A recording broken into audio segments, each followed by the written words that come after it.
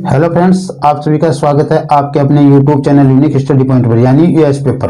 मैं हूं आपकी मंजिल का साथी सुरेंद्र कुमार काला और अपने जो एनटीपीसी के एग्जाम के पेपर सॉल्यूशन का चल रहा था उसे हमने 28/3/2016 वाले पेपर तो सॉल्यूशन कर लिया है और आज हम शुरू करें 23/3/2016 वाले 10 क्वेश्चन इसके करेंगे आज और 10 कल 10 परसों। 3 दिन में हर पेपर को सॉल्यूशन कर रहे हैं हम, क्योंकि 30 क्वेश्चन के लगभग आते हैं मैथ के, तो हम 3 दिन में कर देते हैं। तो चलो आगे बढ़ते हैं। देखो आज का क्वेश्चन क्या है। हमारा जो ये वीडियो है आपको जो सुबह 6 बजे मिलता है, ऑनलाइन देख सकते हो, और जो रेट से संबंधित परसेंटेज चल रही है वहां पे वो वीडियो आपको शाम को 5 बजे मिलता है, तो वो 5 बजे देख सकते हो। ठीक है, ओके। तो पहला क्वेश्चन देखो, पहला क्वेश्चन क्या है, कह रहा है कि √50 प्लस √18 माइनस √8 का सरल कीजिए। और समय देखो √2 आ रहा है, यानी गुणा में 2 आ रहे हैं, गुणा में 2 आएंगे तभी √2 आएंगे, तो इनको हम गुणा में 2 के हिसाब से बदले तो क्या होगा।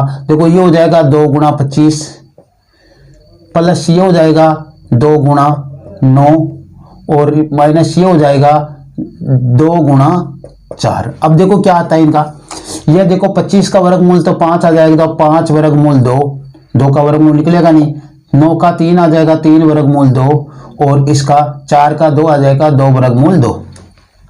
इनको जोड़ेंगे तो 8 वर्गमूल 2 जाएंगे माइनस 2 वर्गमूल 2। इसको इसमें से घटाएंगे तो 6 वर्गमूल 2।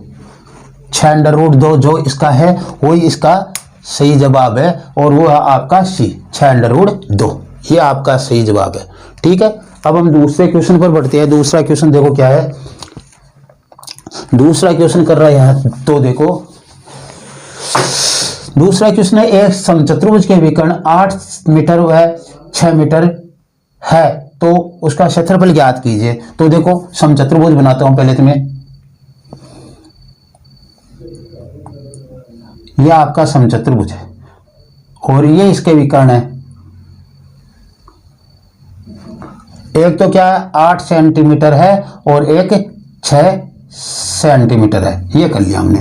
समचतुर्भुज के विकर्ण आपको मालूम होता है समकोण पर समद्विभाजित करते हैं। किस पर? समकोण पर समद्विभाजित, यानी समकोण तो बनाते हैं। यहाँ पे ये कोण 90 डिग्री का होगा और ये एक दूसरे को समान 2 भागों में बांटता है। यदि ये 6 सेंटीमीटर का, मैं इधर लिख देता हूँ 6 सेंटीमीटर का है, तो इधर वाली ये 3 सेंटीमीटर हो जाएगी, ये भी 3 सेंटीमीटर आ जाएगी। ये 8 सेंटीमीटर का है, ये कितने का? 8 सेंटीमीटर का, तो इधर वाली 4 सेंटीमीटर हो जाएगी, ये भी 4 सेंटीमीटर हो जाएगी। इस प्रकार से। तो अब देखो इसका क्या, ये क्या बन गया? त्रिभुज बन गया। त्रिभुज है तो क्या हो गया, ये 3 4 यानी समकोण त्रिभुज बन गया ये, और इसका 3 4, तो ये हो गया आपका आधार, ये हो गई ऊंचाई, ये कर्ण हो गया। इसको निकालने की आवश्यकता ही नहीं पड़ रही, और समचतुर्भुज की सभी भुजाएं समान होती है, निकालने की कोई आवश्यकता नहीं है आपको। तो हम जैसे मान लो इसको PQRS देते हैं और इसको O दे देते हैं, और त्रिभुज POS में, त्रिभुज POS में क्या होगा? त्रिभुज POS में कोण O बराबर कितना है? 90 डिग्री। अब इसका हम क्या निकाल सकते हैं? क्षेत्रफल निकाल सकते हैं। तो त्रिभुज POS का क्षेत्रफल क्या हो जाएगा? 1/2 गुणा आधार क्या है इसका? 4 मान लो, ऊंचाई इसकी 3 मान लो, 2 दूनी 4 यानी 6 वर्ग मीटर। कितना हो गया? 6 वर्ग मीटर हो गया। इसका भी ये क्षेत्र में लाना 6 वर्ग मीटर, इसका भी 6 वर्ग मीटर, इसका भी 6 वर्ग मीटर, इसका भी 6 वर्ग मीटर, सभी का 6 वर्ग मीटर आएगा। तो जो आपका चतुर्भुज है, सम चतुर्भुज का क्षेत्रफल क्या हो जाएगा? 4 गुणा त्रिभुज POS का क्षेत्रफल क्या हो जाएगा? 4 गुणा 6 बराबर 24 वर्ग मीटर। तो जो 24 वर्ग मीटर है इसका जो हल है 24 वर्ग मीटर। ठीक है, कितना है? 24 वर्ग मीटर इसका हल हो जाएगा बी। ठीक है, तीसरे क्वेश्चन के लिए आगे बढ़ रहे हैं हम। तो तीसरा क्वेश्चन देखो क्या अपना,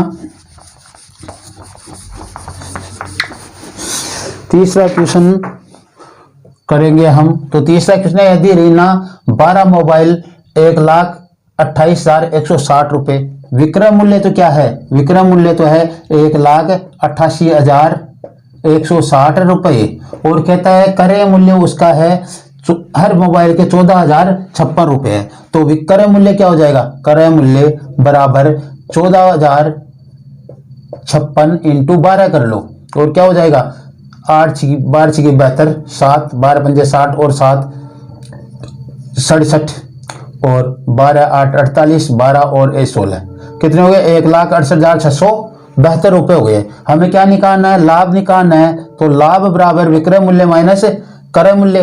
तो 1,88,160 में से हमें घटाना है, यहाँ पे घटा दे 1,68,672 घटा देता हूँ, ठीक है। ये घटाएंगे तो क्या आ जाएगा 8 और 10 में से गए 4 और 9 और 2 क्यों, एक ही आएगा नहीं, यहाँ पे 19,488 जो है वो ही आएगा। देखो कहाँ पे 19,488, ये रहा 19,400। इसका क्या होगा, ए होगा, इसका जवाब क्या होगा, ए होगा।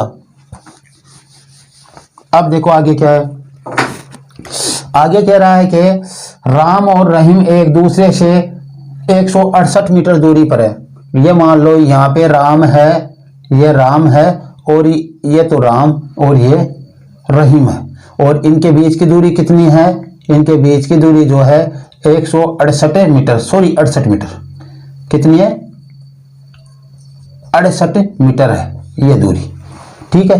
तो ये कह रहा है 68 680 मीटर, 680 मीटर दूरी पर है खड़े हैं। वे क्रमशः 8 मीटर पर सेकंड और 9 मीटर पर सेकंड एक दूसरे की ओर चलता है। मान लो ये तो राम है जो 8 मीटर पर सेकंड की गति से इधर चलता है, किधर, इसकी तरफ चलता है, और ये रहीम भी इसकी तरफ चलता है 9 मीटर पर सेकंड की गति से। आपको मालूम होना चाहिए जब दिशाएं विपरीत होती है तो सापेक्ष चाल जुड़ती है, और दिशाएं समान होती है सापेक्ष चाल घटती है। तो ये इधर जा रहा है, ये इधर, दिशा क्या है, विपरीत, दिशा क्या है, विपरीत। तो सापेक्ष चाल क्या हो जाएगी, सापेक्ष चाल। आपकी इन दोनों को जोड़ दो, 8 + 9 बराबर 17 मीटर पर सेकंड, ये सापेक्ष चाल होगी। दूरी आपकी ये है और चाल ये है आपकी पर सेकंड। तो आपको निकालना है क्या, आप देखो कितने समय बाद। सो समय बराबर क्या आएगा, समय बराबर चाल बराबर होता है दूरी बटा समय, और समय बराबर दूरी बटा चाल। तो ये दूरी बटा चाल क्या हो जाएगा, 680 बटा 17 सेकंड हो जाएगा। ये समय का निकाले, 70 चौक 68 यानी कितनी बार गया, 40 सेकंड, कितना 40 सेकंड। 40 सेकंड जो ऑप्शन है वो देखो सी, तो इसका क्या हो जाएगा सी, 40 सेकंड। इस प्रकार आपका चौथा क्वेश्चन हुआ। अब हम पांचवा क्वेश्चन करने जा रहे हैं। पांचवा क्वेश्चन क्या है, देखो 2 सही 1/3 माइनस 1 सही 1/2, और का है तो उसको गुणा कर दो, 3/5 हो जाएगा, प्लस इसको देखो मैं सीधा लिख देता हूं या वैसे कर लो, 1 सही 2/5 और भाग है 2 सही 1/3। इसको देखो करेंगे तो 6 और 7/3 माइनस 2 और 3/2 गुणा 3/5, और ये प्लस 5 और 7/5 और भाग है, यह देखो कितना होगा 6 और 7/3 होगा। इसको उल्टा करेंगे तो ये गुणा में बदल जाएगा 3/7।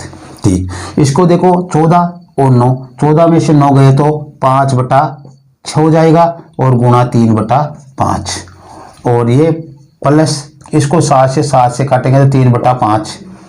ठीक, यह देखो 3 दूनी 6 और 5 एकम 5 यानी 1/2 प्लस 3/5। एलसीएम आ गया आपका 10, तो यहाँ पे तो आ गए 5 और यहाँ पे आ गए 6, कितने आ गए 11/10, और मान हो गया 1 सही 1/10। 1 सही 1/10 आपका ऑप्शन होगा सी। इसका क्या होगा, सी सही होगा। अब देखो आगे देखो क्या है, यदि एक चतुर्भुज के कोणों का अनुपात कितना है, 3:5:9:13 है, और तो सबसे बड़ा कोण ज्ञात कीजिए। सबसे पहले देखो इनका टोटल करो, कितना होगा टोटल, 8, 17 और 20, 30 है कुल कोणों का टोटल। और होता कितना है चतुर्भुज के कोणों का, चारों कोणों का योग 360 होता है। चार कोण होते हैं चतुर्भुज के, उनका योग क्या होता है 360। इसका हम एक का मान निकालेंगे तो देखो शून्य से शून्य काट दो, 12 तिया 36, एक का मान कितना आ गया 12 आ गया, एक का मान 12 आया। सबसे बड़ा कोण क्या है 13, तो 13 का मान आप निकालोगे तो 12 गुणा 13, 130 26 156, 156 डिग्री हो जाएगा।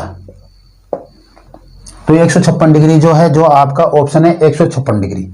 चतुर्भुज के चारों कोणों का योग करेंगे, पहले अनुपातों का योग कर लेंगे और उसके बराबर चारों कोणों का योग 360 रख देंगे।